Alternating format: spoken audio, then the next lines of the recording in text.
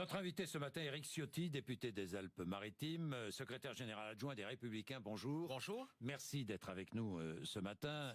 Hier, les commémorations du 13 novembre 2015, la lutte contre le terrorisme, la DGSI, la police, la gendarmerie. Ne trouvez-vous pas que la lutte contre le terrorisme est de plus en plus efficace en France, franchement? Nos services ont toujours été très performants, depuis très longtemps. Ils se sont adaptés à la menace. C'est vrai que avant 2015, voire avant 2012, leur dimensionnement était adapté à la menace que nous subissions. Les terroristes qui partaient en Afghanistan, au Pakistan, on n'était pas à la même échelle. Ils surveillaient une centaine de personnes. Aujourd'hui, dans le fichier des personnes radicalisées, il y a 18 500 personnes, 4 000 suivis par la DGSI. Donc, il a fallu s'adapter, mais nos services de renseignement, de contre-terrorisme, ont toujours été parmi les plus performants au monde, il faut le souligner, et il faut leur rendre hommage. Bien, nous sommes face à des gens, je parle du retour des djihadistes, face à des gens qui sont davantage déçus que repentis. Expliquez François Molins, oui, le procureur Molins sur France Info vendredi. Vous êtes d'accord avec lui? Il a raison, c'est un constat... Enfin, lui, il connaît Bien le sûr, sujet. C'est un constat extrêmement lucide. Oui. Il faut être totalement vigilant, et notamment sur la question des retours. Tous ceux qui sont retournés, et il y en a un peu plus de 200, une partie sont en détention provisoire, pas tous, ce qui est une grande inquiétude pour moi. Tous doivent être surveillés. C'est pour cela que, moi, depuis 4 ans, je demande qu'il y ait une rétention administrative à l'égard de ceux qui représentent une menace, même si on n'a pas pu caractériser des faits qui relèveraient d'une qualification pénale, donc qui les conduirait à être incarcérés. Dans le cas d'une procédure judiciaire, je dis qu'en matière de terrorisme, on doit faire valoir un principe de précaution. Nos services soulignent que ces personnes sont dangereuses. Il doit y avoir une évaluation. Et on ne doit pas les laisser vaquer librement à leurs occupations, parce que nous savons, et le procureur Molins le dit, qu'ils représenteront toujours une menace. Le retour des femmes et des enfants, Molins dit il faut examiner cas par cas. Au cas par cas, bien sûr. Au cas par cas. Vous êtes d'accord avec lui? Bien sûr. Il y a des femmes qui ont combattu, extrêmement dangereuses. Là, vous êtes sur la ligne du gouvernement aussi, c'est ce qu'a dit Emmanuel Macron. En tout cas, je suis sur la ligne de la politique pénale, du procureur. Après, il y a des enfants. Ce n'est pas la même chose. On ne traite pas un mineur qui a 17 ans, qui a combattu, les armes à la main, qui était dans les réseaux terroristes, et quelqu'un, un bébé qui est né là-bas. Bien entendu, il y a une question d'humanité pour les enfants. Il est français, ce bébé, donc on l'accueille. C'est ce qu'a dit le président de la République, et je suis totalement d'accord. En revanche, je suis opposé au retour de ceux qui ont combattu sur place. J'ai toujours eu une ligne constante sur ce sujet. Bien, je voudrais parler de l'islam, mais autrement, et pas toujours de l'islamisme extrémiste, même si il y a des débats en France autour de l'islamisme extrémiste. Est-ce qu'à vos yeux, il y a en France une complaisance coupable envers l'islamisme extrémiste ? Il y a eu, en tout cas, un manque de vigilance. Pendant des années, on n'a pas vu la montée de l'islam radical, on n'a pas vu la montée de l'islam politique. Pendant que vous étiez au pouvoir. Aussi. Et surtout pendant les 5 dernières années, je dirais, il y a eu une forme de naïveté, mais on peut avoir aussi notre responsabilité. Vous savez, je ne m'exonère pas des responsabilités. C'est vrai qu'il y a eu un politiquement correct qui, sur ce sujet comme sur d'autres, nous empêche peut-être de voir la réalité et d'agir. Il y a par exemple la question des prières de rue. C'est vrai que ça fait... pas dans l'extrémisme. Ça fait très longtemps. On est dans l'islamisme extrémiste, les prières de rue? On n'est pas dans l'islamisme extrémiste, mais on est dans une expression qui est contraire au principe de laïcité de la République. Il faut faire la différence. Qui peut conduire... Bon, il y a un débat. Faire la différence, vous êtes bien d'accord. Il y a un débat à Clichy. Clichy-la-Garenne. Le maire, dans les Hauts-de-Seine. Le maire Rémy Muzeau de Clichy a dit des choses. Il y aura sans doute des suites judiciaires qui sont nécessaires. Pas d'amalgame. Mais entre les prières de rue, vous faites un amalgame entre les prières de rue et l'islam extrémiste. Je ne fais pas d'amalgame, mais ce mot, l'amalgame d'ailleurs, il a été au cœur du politiquement correct qui a empêché de voir la réalité. Vous l'utilisez vous-même. Moi, je ne peux accepter qu'en France aujourd'hui, il y ait des prières de rue. Valérie Pécresse a eu raison d'ailleurs avec des élus d'Île-de-France de dénoncer cette situation parce que la prière de rue, elle veut dire que les lois d'une religion sont supérieures aux lois de la République. Je vais revenir. Et ce principe, il peut conduire à l'extrémisme. Je vais revenir sur les prières de rue parce que j'ai traité le sujet ce matin et tout à fait librement, lucidement. Mais je ne voudrais pas qu'on assimile, c'est pour ça que je parle d'amalgame, le musulman qui a envie de faire sa prière et le terroriste. Franchement. Vous avez raison. Et c'est pas parce que on va contre la loi. Ça, c'est un autre débat. Prier dans la rue, qu'on est aussi un musulman extrémiste et terroriste. C'est un débat essentiel. Je vous dis ça parce que dans les esprits, Éric Ciotti, dans les esprits, qu'est-ce qui se passe? On mélange tout. Vous avez raison, mais moi, ce que je souhaite, c'est qu'on respecte la loi. Oui. Et quand la République ne fait plus respecter ses lois, elle émet un message de faiblesse. Et lorsque la République est faible, eh bien, les extrémistes peuvent prospérer, peuvent utiliser ces failles et ces faiblesses. C'est en gros ce qui s'est passé. Donc nous devons dire aussi à ceux qui sont en charge de l'organisation de l'islam, et il faudrait qu'ils soient sans doute mieux structurés, mieux organisés, à eux de faire respecter scrupuleusement les lois de la République et d'éviter les dérives et de condamner dans leur rang des propos qui n'ont pas leur place. Bon, là, en l'occurrence, ce sont des musulmans qui disent « nous n'avons pas de salle de prière suffisamment grande pour pouvoir prier, donc nous sommes obligés d'aller dans la rue ». Il y a jeudi une réunion autour du préfet, nous verrons bien quelle est la décision qui est prise, le maire participera à cette réunion, tout le monde va essayer de trouver une solution. La solution, c'est peut-être de trouver un terrain sur lequel serait construite une salle de prière financée par les musulmans, les associations de musulmans. Nous verrons bien. Hein. Nous verrons bien. Je crois que le maire avait proposé une salle, une solution à l'extérieur, suffisamment grande, apparemment. Refusée. Bon, d'accord. En tout cas, moi, je considère qu'on n'a pas prié dans la rue en France au XXIe siècle. Bon, alors très bien. Valérie Pécresse est opposée à une loi interdisant les processions religieuses dans la rue. Vous aussi? Moi aussi. J'ai déposé une proposition de loi, Jean-Jacques Bourdin, il y a 2 ans, constitutionnelle, qui avait 2 objets. C'était de rajouter la laïcité aux valeurs de la République. Liberté, fraternité, égalité, laïcité. C'était le premier point. Dire qu'en France, aucune loi religieuse ne doit s'imposer aux lois de la République. Et parallèlement, j'avais souhaité que l'on inscrive dans la Constitution que la France est un pays de tradition chrétienne. Ça veut dire quoi?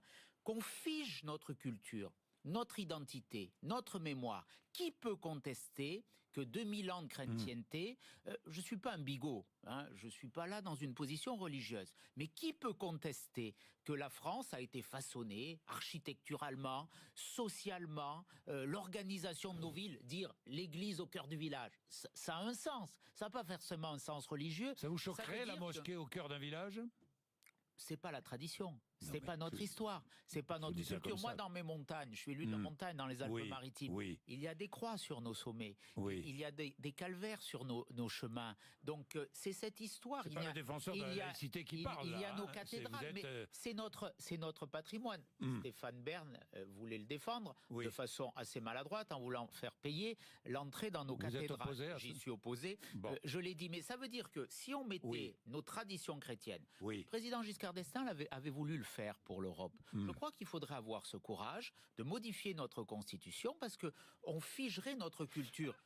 Nos processions, lorsqu'elles font partie, comme à Nice, on fête la Sainte Réparate, de notre culture, c'est autant culturel que cultuel. Et ça, il ne faut pas remettre en cause notre culture. Imaginons parce qu'il y a une volonté de musulmans, de l'islam politique, juifs ou dans les rues. Ça vous choquerait? Mais lorsque ça correspond à une tradition, ça me choque pas. Lorsque ça correspond vous savez que le monde évolue, il y a des à une traditions. histoire. Oui, oui. mais moi Bon, je suis peut-être le représentant d'un monde ancien, mais j'ai la Valérie faiblesse de Pécresse. croire que notre mémoire et nos traditions ont une place et qu'il ne faut pas les effacer. Parce que c'est Churchill qui disait « Oublier notre passé, c'est être condamné à le revivre ». Donc soyons aussi vigilants là-dessus. Valérie Pécresse disait aussi il faut créer un concordat pour un islam républicain. Vous êtes d'accord avec elle ou pas?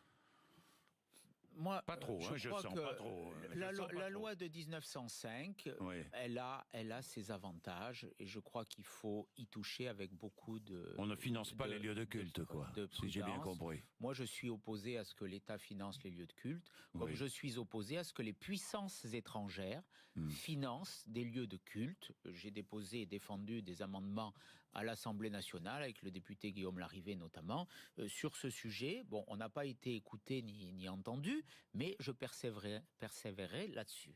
Éric Ciotti, je change de sujet. Augmentation du nombre de suicides de policiers et de gendarmes, c'est inquiétant. Hier, j'avais le directeur général de la police nationale avec moi qui nous disait le facteur déclenchant est presque toujours d'ordre privé. Le suicide touche à l'intime, naturellement. Oui. Mais on ne peut pas non plus ignorer les chiffres. 44 suicides dans la police, 16 chez les policiers, 16 chez les gendarmes. C'est presque 430, je crois, sur les 10 dernières années. C'est énorme. Donc il y a un fait collectif. Et il faut s'en soucier. Moi, j'ai alerté là-dessus.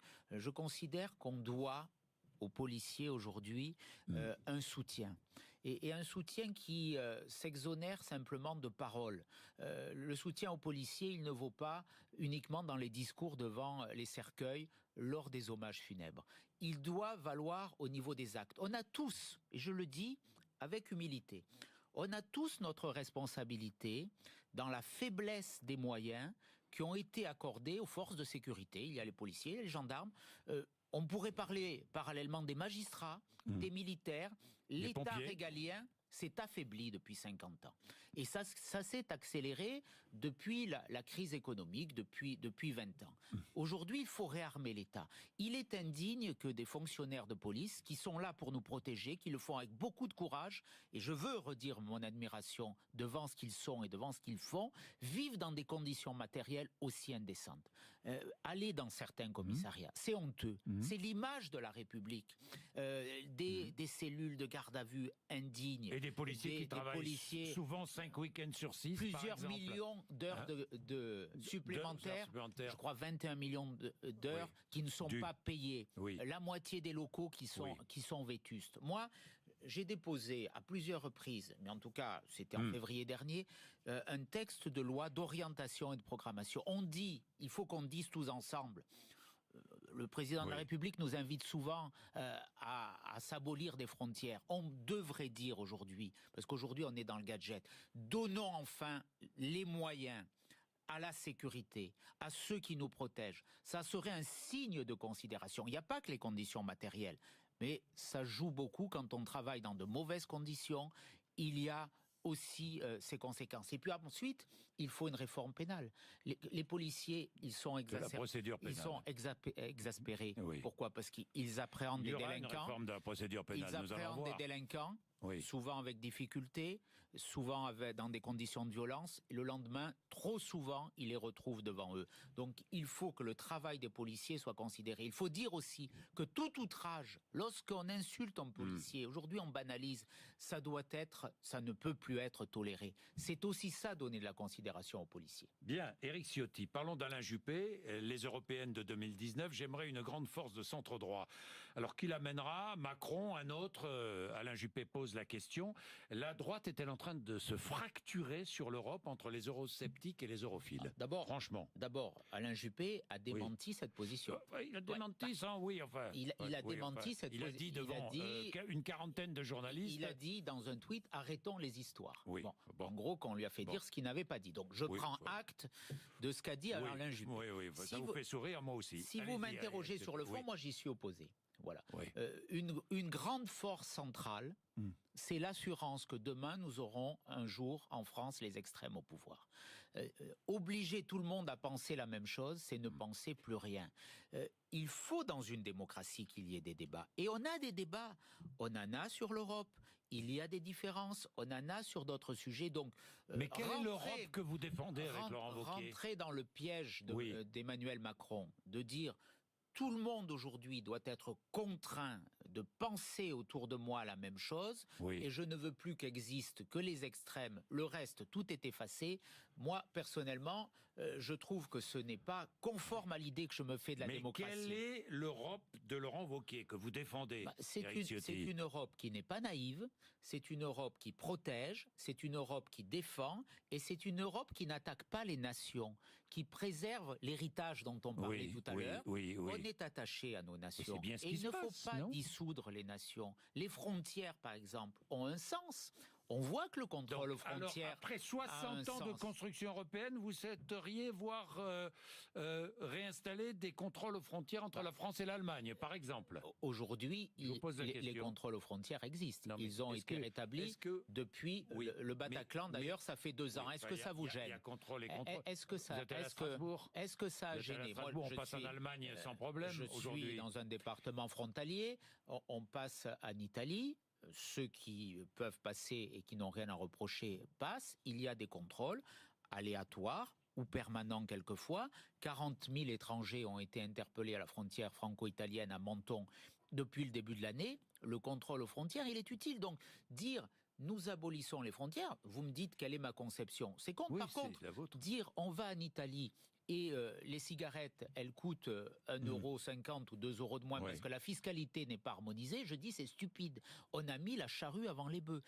Une grande politique européenne, ça serait un espace européen économique, ça serait d'harmoniser notre fiscalité. Donc plus d'Europe. Plus d'Europe sur certains sujets, moins de naïveté sur le commerce international où finalement nous on abolit ce qui pourrait pénaliser les importations et nos partenaires ou nos concurrents, les États-Unis notamment, ou la Chine, eux, n'ont pas la même indulgence. Donc c'est une Europe qui ne soit pas naïve, c'est une Europe qui se protège contre le terrorisme, qui est une politique en matière d'immigration plus solide, qui ait la capacité de faire parler la voix européenne, mais c'est une Europe qui n'efface pas les nations. Vous savez, pour moi, la nation, c'est essentiel. La France, c'est essentiel. C'est cette histoire. On ne peut pas effacer la nation par les régions, par le bas, par une forme de fédéralisme, et l'effacer par le haut. C'est pas ma conception. Je crois que c'est pas la conception de notre famille politique. Le CETA, vous ratifiez ou pas? Vous allez ratifier ou pas? Moi, je trouve que cet accord comporte beaucoup de faiblesses, qu'il mériterait d'être renégocié. Parce Donc que, vous demandez là aussi, une renégociation du CETA? Sur le fond, qu'il y ait des traités internationaux, qu'il y ait une liberté du commerce, bien sûr, mais pas sous cette forme de naïveté qui préside à ce traité. Donc vous demandez une renégociation. On demande une renégociation. Et Laurent Wauquiez sur la même position que vous. Demande une renégociation. Donc, à mieux protéger les intérêts économiques européens. Bon. Pourquoi est-ce que Laurent Wauquiez déclare si Fillon avait gagné, j'étais au goulag pour un bout de temps? C'est adroit ou maladroit, ça? Je ne l'ai jamais entendu déclarer ça. Enfin, ça a été rapporté plusieurs fois. Plusieurs fois. On a rapporté beaucoup de choses sur Laurent Wauquiez, qui avait teint ses cheveux en blanc, qui cirait pas ses chaussures. Bon, il y a une espèce de litanie d'attaques et de caricatures qui sont ridicules. Laurent Wauquiez va être élu, je le souhaite, et je me bats pour cela, président des Républicains. On aura enfin, à partir du 10 décembre prochain, un président qui va incarner notre famille politique. Il est attaqué violemment. Je dirais que c'est quelque part bon signe, parce que ça veut dire qu'il dérange le pouvoir aujourd'hui, qui voit en Laurent Wauquiez forcément le risque d'une alternative à l'espèce de politiquement correct qu'on nous vend aujourd'hui, de pensée unique qui tombe depuis l'Élysée et devant laquelle tout le monde serait contraint de s'incliner. Eh bien, Laurent Wauquiez, c'est un homme libre, il a des convictions, il a des valeurs, il aime la France, c'est un homme qui ne s'excuse pas d'être de droite, qui croit en l'autorité, il dérange. Cette phrase, elle n'est pas exacte. Bien, Éric Ciotti, j'ai une dernière question. Vous êtes trésorier du département des Alpes-Maritimes. C'est vrai que vous ne payez plus le téléphone et je ne sais pas moi les frais d'entretien de la photocopieuse de la permanence de Christian Estrosi. Je suis pas trésorier, Vous je n'êtes suis pas trésorier, mais secrétaire départemental. Oui. Vous savez, dans la vie, on ne peut pas avoir le beurre et l'argent du beurre.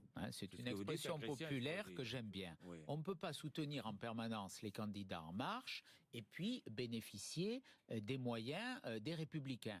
C'est comme si vous, Jean-Jacques Bourdin, chaque matin, vous faisiez la publicité de RTL ou d'Europe 1. Je ne suis pas sûr qu'Alain Veil vous paye avec le même enthousiasme. Vous ne le ferez pas chaque matin, voilà, il m'arrive de les citer. Voilà, mais si vous le faisiez chaque matin, donc il y a un débat. Depuis Christian Estrosi, président de la Fédération, depuis un an, il a refusé de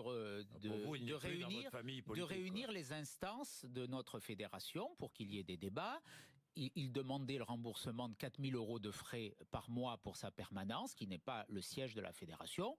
Nous avons estimé que ces dépenses n'étaient pas justifiées. Voilà, c'est pas un débat. Candidat à la mairie de Nice en 2020. Le débat n'est pas ouvert. Non, mais d'accord.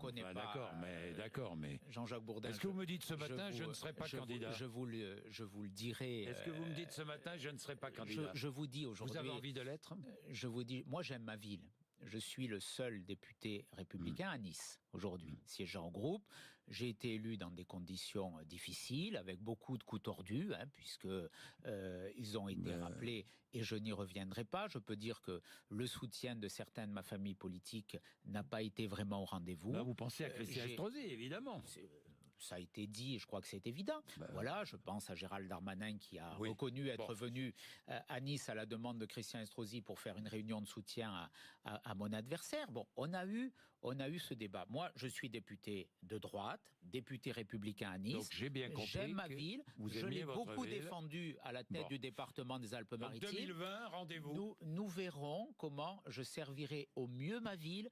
Je ne veux pas faire entrer Nice dans des débats stériles, dans des polémiques. Ce débat, il viendra le temps venu, 2020, 2021. Moi, je servirai mes convictions. Je n'ai pas changé personnellement. Je n'ai pas changé personnellement à l'égard de Christian Estrosi. Je n'ai pas changé politiquement à l'égard de ma famille politique. Je crois que tout le monde ne peut pas dire autant.